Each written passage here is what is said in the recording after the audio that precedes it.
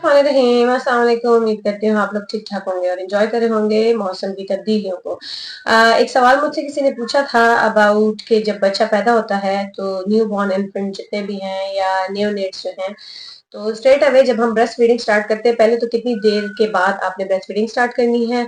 दूसरा, अगर मदर जो है वो सी सेक्शन मदर है, उनकी सिजेरियन सेक्शन हुई है और बहुत देर तक वो उनको फीडिंग इश्यूज आ रहे हैं, मतलब उनके बैठने में दिक्कत है, उनके चलने में, उनके मोबिलाइज होने में थोड़ा सा टाइम है, तो कितनी देर तक हम प्रोलॉन्ग कर सकते हैं कि हम ब्रेस्ट फीडिंग ना दें और इन बिटवीन हम बच्चे को क्या देंगे।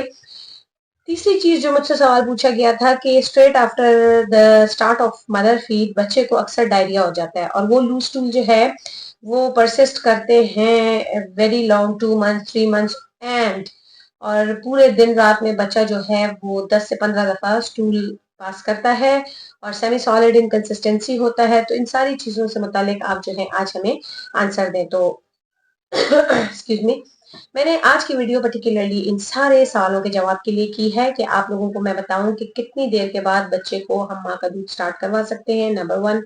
नंबर 2, आधे घंटे पैदाइश के बाद फौरन एज सून एज पॉसिबल आधे घंटे के अंदर अंदर या 1 घंटे के अंदर अंदर आप जो है बच्चे को माँ का दूध स्टार्ट करवाएंगे। अगर माँ जो है सी सेक्शन मदर है तो उसकी पोजीशनिंग और अटैचमेंट लाइन पोजीशन में भी आप थोड़ी सी हेल्प आउट कर सकते हैं। जो आपके हेल्थ केयर प्रोवाइडर हैं सारे ट्रेंड होते हैं लैक्टेशन मैनेजमेंट पे, तो वो आपकी थोड़ी बहुत आपको बताएंगे कि हेड एंड बॉडी किस तरह इनलाइन करनी है, आपने हेड अपराइट पोजीशन में कैसे करना है, बच्चे को फीड कैसे करवानी है, आपने बच्चे की अटैचमेंट यानी माउथ वाइड ओपन और ये सारी चीजें कैसे करवानी है, वो आपको हेल्थ केयर प्रोवाइडर उधर ही देयर एंड देन करवा देगा। अगर नहीं करवा रहा, कोई नहीं आ रहा, तो आप उनको खुद कहें कि हमें परेशानी हो रही है, हमें दिक्कत हो रही है बच्चे को फीडिंग करवाने में, मदर को, क्योंकि अब जितने भी सी सेक्शन मदर होती है उनको अंडर जीए उनकी सर्जरी नहीं होती, उनको स्पाइनल एनेस्थीसिया दिया जाता है, तो उसमें फिर इशू नहीं होता क्योंकि मदर जो होती है वो फुली कॉन्शियस होती है।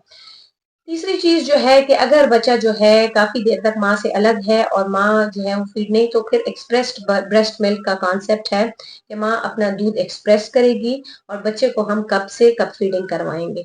कब फीडिंग किस तरह का क्या तरीका है, तो वो मैं अपनी ही इसी वीडियो में एक थोड़ा सा डेमो आपके साथ शेयर करूंगी। ये डेमो देखें, ये कब फीडिंग का तरीका है।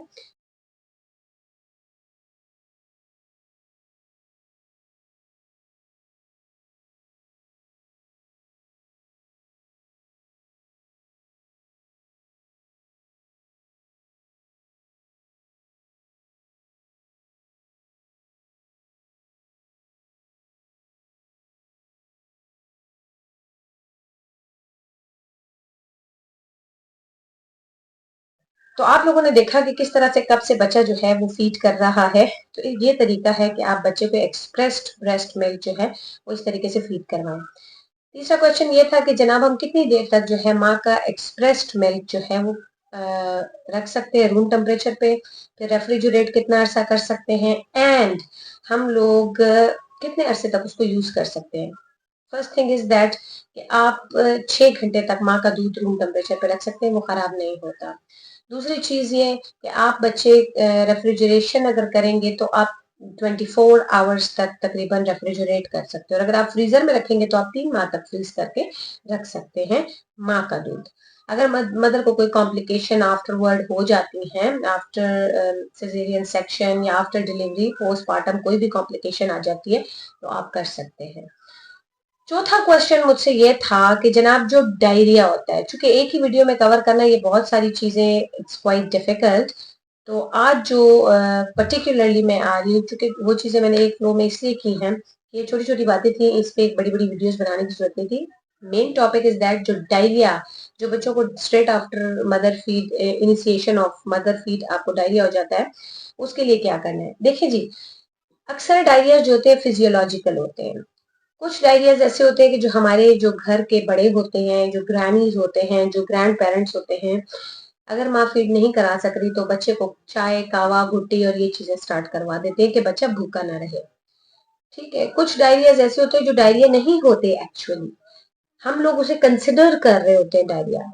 कैसे कि बच्चे की यूरिनेशन अप्रोप्रिएट होती है, ठीक है, बच्चा वेल हाइड्रेटेड होता है, बच्चा जो है उसकी वेट गेन हो रहा होता है, ठीक है। बच्चा जो है सही उसकी मतलब इनिशियली इतना प्लेफुल तो नहीं होता, लेकिन बच्चा जो उसका रिस्पॉन्स एक्टिव होता है, प्लस मदर फीड वो अप्रोप्रिएटली ले रहा होता है। तो उसमें ये होता है कि उसको फिजियोलॉजिकल डायरिया कहते हैं, उसको ट्रीटमेंट की जरूरत नहीं होती है, और उसमें आप बस माँ का दूध कंटिन्यू करेंगे आफ्टर एवरी 2 आवर और 3 आवर, ठीक है। यानी 24 आवर्स में आप या 12 फीड्स दे दें या 8 फीड्स। 12 फीड इसलिए कि इनिशियली बच्चा जो है दूध पीते पीते सो जाता है, ठीक है। फिर आपको उसको थोड़ा सा इरिटेट करना होता है, कान के पीछे थोड़ा सा उसको इरिटेशन देनी होती है, वो जाग जाता है तो फिर उसको फीड करवाना। ड्यूरिंग इन्फेंसी जब बच्चा पैदा हो गया, नियोनेट है, तो उसका जो फीडिंग पैटर्न ये है कि 3 अर्ली आप फीड कराएंगे, टोटल 24 आवर्स में आपके 8 फीड्स बनते हैं। अगर आप 2 अर्ली फीड कराते हैं तो 24 आवर्स में उसके 12 फीड्स बनते हैं। अब वन टाइम वॉल्यूम जो एस्टिमेटेड निकलता है वो तकरीबन 90 ml से लेकर और 100 ml तक का वॉल्यूम, यानी इनिशियली जो आपका मिल्क वॉल्यूम टिल 6 मंथ तक है वो 750 ml से लेकर 1000 ml यानी 1 लीटर तक मिल्क आता है।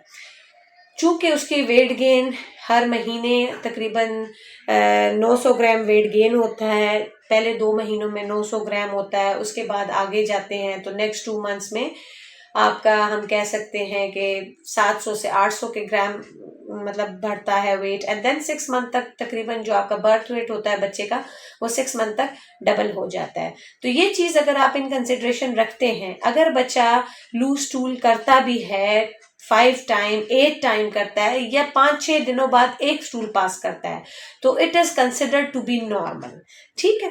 आप उसमें कोई इतना वरी नहीं करेंगे कि भाई बच्चा जो है वो उसको या लूज टूल है या बच्चा कॉन्स्टिपेटेड है। दोनों सूरतों में माँ के दूध पर बच्चा है, कोई और चीज आपने नहीं देनी, कोई नॉन न्यूट्रिशियस डाइट आपने नहीं देनी। जब मौसम की चेंजेस आ रही होती हैं तब भी अक्सर मदर्स और ग्रैंड पेरेंट्स जो है वो बहुत सी रेमेडीज करते हैं, जैसे अदरक का पानी दे दिया, सौंफ का पानी दे दिया, एंड इस तरह की नॉन न्यूट्रिशियस चीजें। तो स्टमक की capacity at the time of birth till 6 month तक ये होती है, और जिस वक्त आप उसको फीड दे रहे होते हैं और 1 साल की उम्र में उसकी कैपेसिटी ये होती है। अगर आप इस कैपेसिटी पर बच्चे को बम्बार्डमेंट कर देंगे ऐसे फ्लूइड्स की जो कि नॉन न्यूट्रिशियस इन नेचर है, तो फिर बच्चे का वेट ऑब्वियसली वेट कम होता जाएगा, बच्चा मैल न्यूट्रिशन की तरफ जाता जाएगा। बच्चे की जितनी भी बच्चे की जो पहले 1000 डेज होते हैं ना, जिसको हम गोल्डन 1000 डेज कहते हैं, ठीक है, that is considered to be a very crucial time and very important time. Why? Because ये पहले 2 साल की जो उम्र तक बच्चा होता है उसकी ब्रेन की ग्रोथ एंड डेवलपमेंट मैक्सिमम होती है। अदर देन दैट उससे ऑनवर्ड्स जब आप जाते हैं तो 15 साल तक डेवलपमेंट चलती रहती है और ग्रोथ जो है वो थोड़ी सी कम हो जाती है, यानी 80% जो आपके बच्चे की ब्रेन की ग्रोथ है, यानी न्यूरॉन्स फॉर्मेशन, नर्व ट्रांसमिशन, वो सारी की सारी पहले 2 साल के अंदर। उसी में आप डेवलपमेंटल स्टेजेस भी बच्चे की देखते हैं, बच्चा डेवलपमेंट भी करता है, बच्चा बढ़ता जाता है।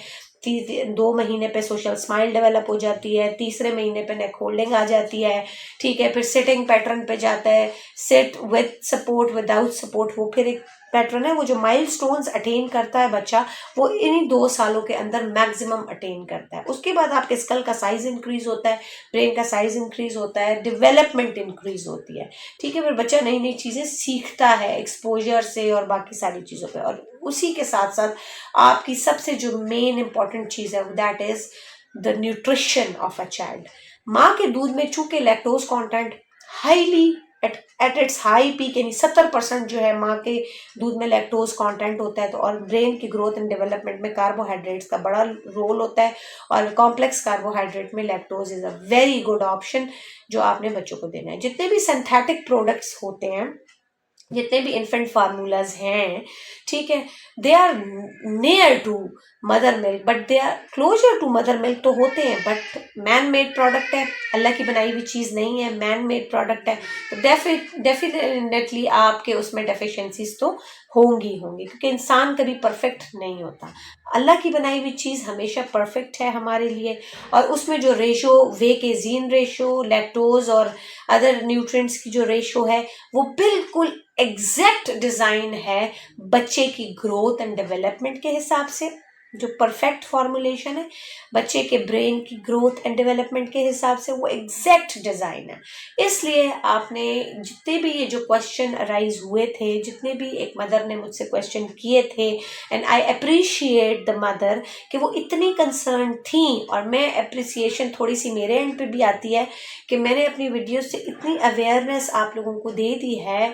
अगर मुझसे कोई एक आधा बंदा भी ट्रेंड हुआ है ना, तो that is the very good achievement for my self, कि मैंने इतने मदर्स को सोचने पर मजबूर तो एटलीस्ट कर ही दिया है कि ये चीज़ें अगर बच्चे में आती हैं तो हम इसका घर में कैसे ट्रीटमेंट करें। माँ के दूध को आपने क्यों प्रायोरिटाइज किया हुआ है इन्फेंट फार्मूलाज के मुकाबले में, आप माँ के दूध पर इतना ज़्यादा क्यों बोलती हैं, उसकी इंपॉर्टेंस को इतना ज़्यादा जनरेट क्यों करती है, इतना ज़्यादा हाईलाइट क्यों करती हैं, तो उसके पीछे ये सारी स्टोरी है। इसी के साथ मैं इजाज़त चाहूँगी। होपफुली मैंने आपके तमाम सवालों के जवाब दे दिए होंगे। अगर कुछ रह जाता है तो कमेंट बॉक्स तो हाजिर है, आप एनी टाइम मुझसे सवाल कर सकते हैं और मैं आपको एनी टाइम जवाब दूंगी। अपना बहुत ज़्यादा ख्याल रखिएगा, दुआओं में याद रखिएगा। अल्लाह हाफिज़।